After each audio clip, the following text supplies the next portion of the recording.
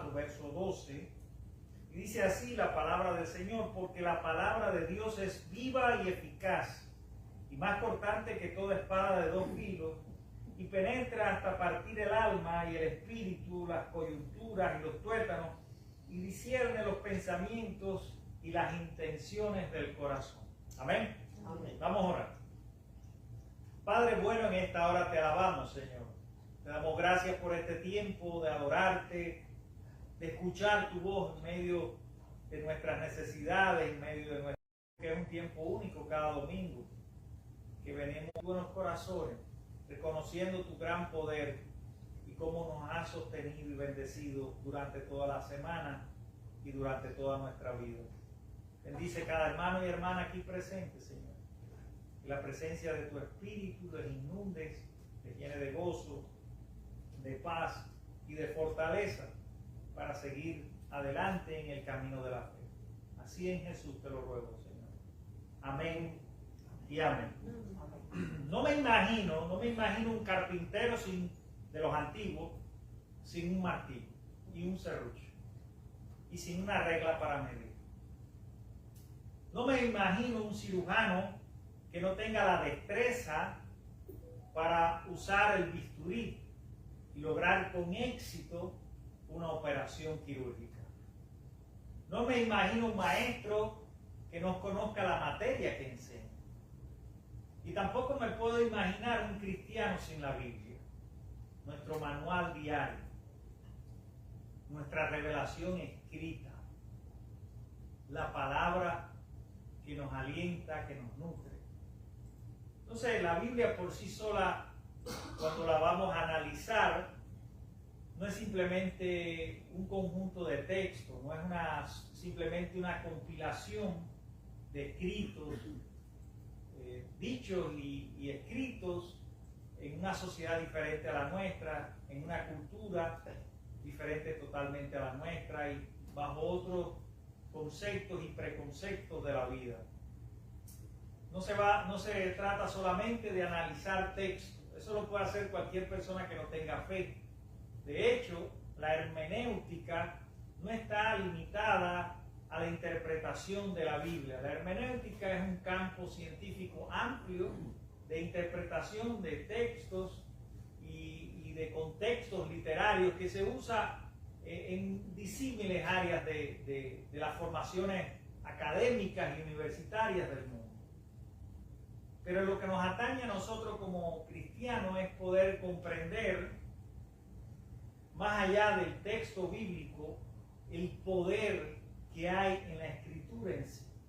Yo lo explicaba en la mañana, en la clase, hay un componente divino, 100% divino, y hay un componente humano, 100% humano.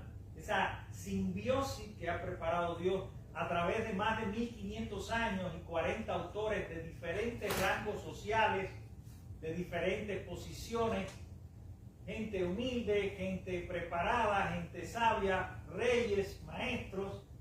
Todo eso está ahí y mucho más de lo que yo pueda mencionar en esta mañana. O sea que tiene una riqueza histórica, cultural y literaria muy grande, pero no es solo eso. No son simplemente colecciones de libros, no son la agrupación de textos. No es solo eso, aunque lo es. Es más que eso. Es un poder que Dios ha revelado a través de la historia y la cultura para transformar vidas. Por eso la Biblia es un libro único. Un libro único. No existe otro libro capaz en la historia de transformar tantas vidas y llenarlos de poder como la Biblia misma. De hecho, es el más vendido, el más traducido de todos los libros que existen, que han sido creados por la humanidad. Entonces, hoy un poco que vamos a adentrarnos en este manual de vida cristiana, en este manual espiritual, en este instrumento, esta herramienta que Dios nos ha dado para prepararnos, para conducirnos por el camino de salvación y para ayudarnos a enfrentar todas esas tensiones que pueden existir en nuestra vida, todos esos peligros que a veces nos amenazan para darnos el discernimiento y la capacidad para cambiar las cosas. Por sí solo, sin un ayudante, sin una guía, sin una lámpara, el camino se va a tornar muy oscuro y difícil. Por eso es tan importante que nosotros comprendamos qué importante es la Biblia y cuán grande es el poder transformador que hay encerrado en ella, que hay escondido en sus textos sagrados. Cuando nosotros analizamos este pasaje que se encuentra en Hebreos 4:12, lo primero que nos damos cuenta es que destaca precisamente el poder y la eficacia de la palabra de Dios. Nosotros vamos a hacer un breve análisis de lo que nos dice el autor en este contexto y cómo la obra del Espíritu como verdadero intérprete de las Escrituras es esencial.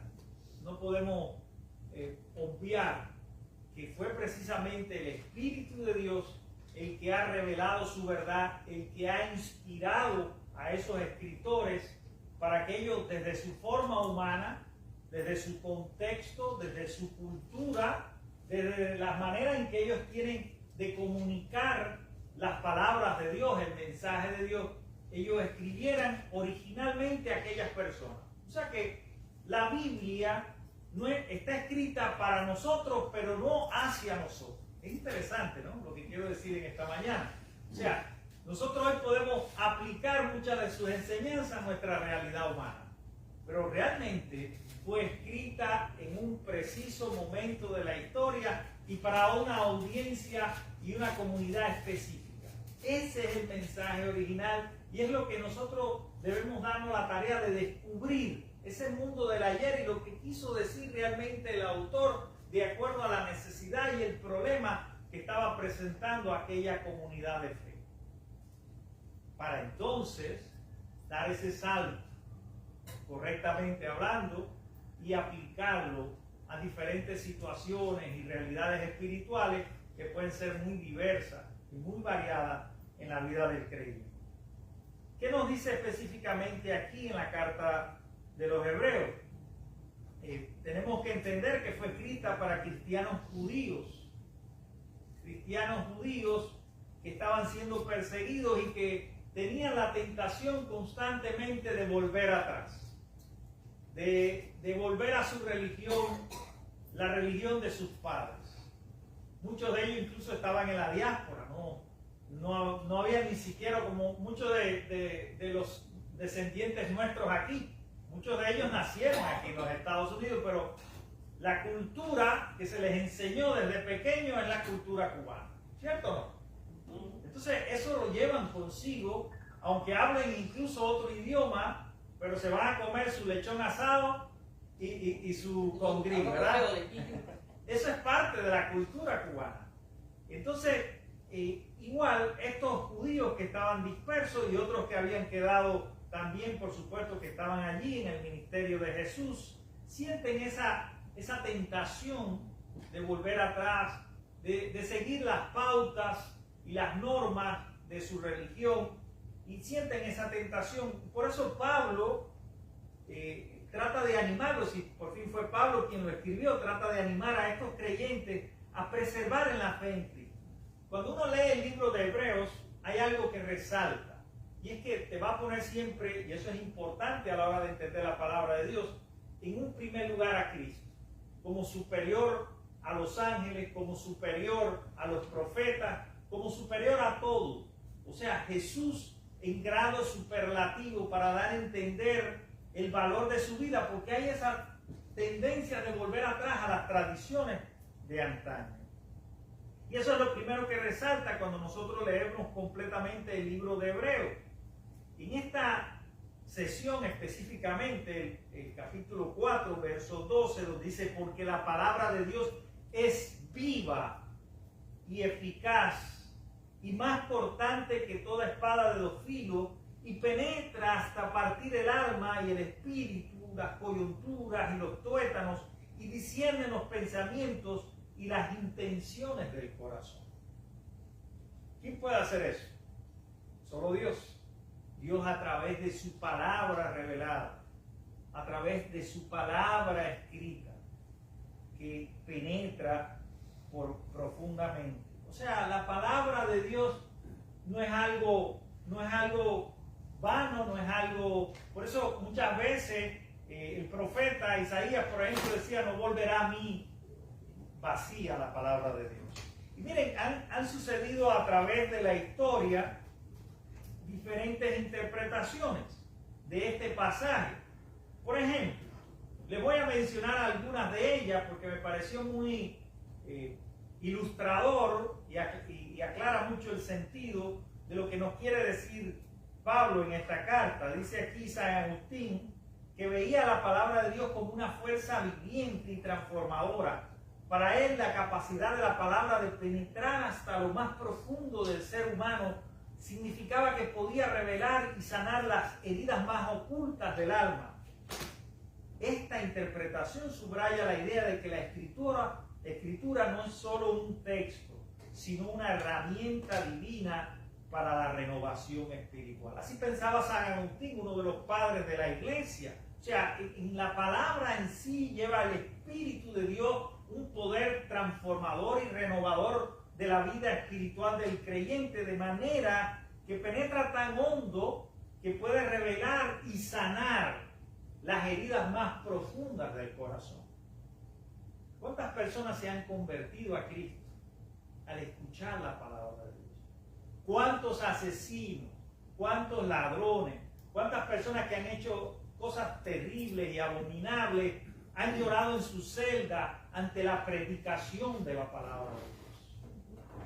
¿Cuántas personas se han convertido de delincuentes en pastores, en ministros, por el poder renovador de la palabra de Dios? ¿Cuántas personas que han llegado a los caminos de Dios y han escuchado una palabra que los ha sanado, que han llegado con problemas emocionales, con vidas totalmente afectadas por el pecado, con vidas que han sido destruidas, que se han convertido en ruinas humanas andantes, y han llegado y han escuchado ese poder intrínseco que tiene la palabra de Dios para sanar viejas heridas y para mostrarle una dirección y un sentido y un significado? Personas se han visto destruidas su autoestima, personas que han sufrido tanto, que han sido tan golpeadas y vienen aquí y escuchan una palabra que los sana, que los levanta y que les dice, mira, hay un camino por delante, hay muchas cosas que yo quiero hacer por ti. Y lo primero es sanarte. Y lo primero es darte a conocer qué cosas están mal en tu vida. Orígenes, por su parte, interpretaba la espada de dos filos como una representación de la justicia divina, que no solo juzga las acciones externas, sino también las intenciones internas. Para él, la palabra de Dios tenía la capacidad de discernir entre lo espiritual y lo carnal, lo que significaba que podía separar las verdaderas intenciones de las apariencias superficiales. Miren qué otra manera de entender este pasaje, tan elocuente, ¿verdad? No es solo las apariencias, no es solo lo que producen las intenciones y motivaciones del corazón, no es solo juzgar nuestras obras, que a veces pueden... Esa es la parte visible del ser humano, lo que hacemos, lo que expresamos, lo que decimos. Entonces a veces decimos cosas terribles o hacemos cosas malas delante de Dios y delante de los hombres, y eso queda plasmado en la historia personal nuestra. Eso queda como un récord ahí, que no, es como una grabación en la mente de muchas personas que fueron parte de ese problema. Sin embargo, más allá de todo eso, porque está esa debilidad intrínseca del ser humano, están las intenciones y las motivaciones del corazón. O sea que esto de la espada de dos filos llega hondo, llega profundo en la conciencia del ser humano. También Calvino hablaba de esto, que enfatizaba en la capacidad de la palabra de Dios para traer convicción y arrepentimiento. O sea, Dios nos va a revelar lo malo de nuestra vida, y no lo va a revelar para abochornarnos, para crear en nosotros un complejo de inferioridad o un sentido de culpa. Dios nos va, con la ayuda del poder de su Espíritu Santo, nos va a revelar esa verdad que quizás habíamos obviado en nuestra vida que no queríamos reconocer, y lo va a hacer con el único propósito que Dios se acerca al ser humano, que es salvarlo, que es sanarlo, que es bendecirlo, que es levantarlo. Siempre todos los pasajes de la Escritura terminan en ese propósito y en ese deseo del corazón de Dios de salvar al ser humano, de santificarlo. Pero tiene que haber un proceso de convicción de pecado. ¿Y quién es el que nos convence de pecado? El Espíritu Santo, dice la palabra. El Espíritu Santo nos lleva a un punto de confrontación. O sea que la palabra no es solo una información que tú y yo recibimos aquí cada domingo. La palabra tiene el poder de confrontarnos con la verdad y la realidad de nuestra vida. Cuando la palabra nos confronta, a veces nos sentimos tristes, nos quebrantamos, lloramos. Pueden pasar muchas cosas, cada quien lo expresa a su manera. Algunos lo hacen más exterior, otros lo hacen internamente, que es lo que vale, es lo que importa. Entonces, hasta que no se produce ese arrepentimiento y esa convicción de pecado y ese salto hacia la fe, a esa confianza en que yo sé que cometí un error, pero ahora en Dios soy una nueva criatura, puedo comenzar de nuevo. ¡Qué bueno! ¡Qué maravillosa es la palabra de Dios! ¡Qué bueno es tener a nuestro alcance hoy redactado, después de tantos siglos, 1500 años, más de 40 autores, trayendo vida? Porque la palabra de Dios es vida para ti, es vida para el enfermo, es vida para todo aquel que la escucha. Por eso constantemente la propia Escritura nos está diciendo que la fe viene por el oír y el oír por la palabra de Dios. Karl Barth veía este versículo como una afirmación de la revelación continua de Dios a través de la Escritura. Para él, la palabra de Dios no solo informa, sino que también confronta y transforma al creyente. La espada de dos filos simboliza la capacidad de la palabra para desafiar y cambiar profundamente a quienes la escuchan. También hay pastores modernos que encontré. Carlos Andrés Moore interpreta Hebreos 4:12 como una llamada a la introspección y al arrepentimiento. Para él la palabra de Dios tiene el poder de revelar las áreas de nuestra vida que necesitan ser transformadas y alienadas con la voluntad de Dios.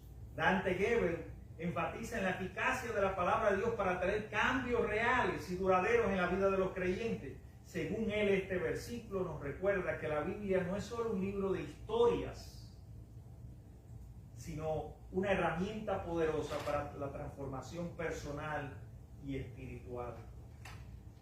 John MacArthur destaca la precisión y el poder de la palabra de Dios para discernir la verdad y la falsedad en nuestra vida. Para él, Hebreos 4:2 subraya la importancia de la Escritura en la vida del creyente, no solo como guía moral, sino como una herramienta para la santificación y el crecimiento espiritual. Así que como el carpintero necesita del serrucho y el martillo, como el cirujano necesita de todo ese conocimiento científico para hacer una cirugía precisa, así también nosotros necesitamos la Biblia, la palabra de Dios, la revelación escrita que nos habla del poder salvador para transformar lo más profundo del alma humana. Qué bueno es que nosotros comprendamos ese poder que hay en la palabra y que no la tomemos a la ligera cuando la analicemos, cuando la interpretemos. Hay principios. Por eso es tan importante venir a la iglesia, venir puntualmente, asistir a las clases. Hoy hablábamos un poco de eso. Hablamos de los principios de la interpretación. Cómo seguir esos principios, cómo ser. Estamos llamados por Dios a ser honestos con lo que la palabra nos enseña, con lo que la palabra nos confronta y con la manera en que nosotros interpretamos las Escrituras. Porque no hay otra manera, si no nos podemos formar una idea equivocada de lo que Dios nos quiere transmitir en este tiempo y peor aún, asumir hábitos, comportamientos, actitudes que nos alejen de la voluntad divina y de su palabra. Y por supuesto, que sean un obstáculo para la santificación y para el proceso de salvación en nosotros y en la vida de la comunidad, de la iglesia, de la congregación que tú y yo representamos. Así que la intención, cuando Pablo está escribiendo aquí, la intención es precisamente hacernos reflexionar en que ese poder de la palabra puede cambiar, es eficaz. ¿Por qué personas que leen la Biblia no han sido transformados? ¿Por qué? Porque todavía no han comprendido que ese mensaje es para ellos. Que lo que Dios quiere decirle en su palabra es para transformarlos. A veces estamos tan atados a una vida antigua, hay tantas cosas de nuestro pasado que no nos permiten entrar con humildad de corazón. Básicamente no somos transformados por nuestro orgullo. Porque muchas veces estamos en la iglesia y pensamos que ya con lo que nosotros hemos alcanzado en la vida cristiana basta. Y no es que Dios te esté forzando y obligando a hacer las cosas, es que es algo vital, es que es algo necesario, el crecimiento en la fe. No nos podemos quedar enanos, tenemos que siempre buscar a Dios en primer lugar y buscarlo a través de su palabra. No es leer por leer, no es decir, no, yo he escuchado gente que me han dicho, no, yo me he leído la Biblia 7 veces.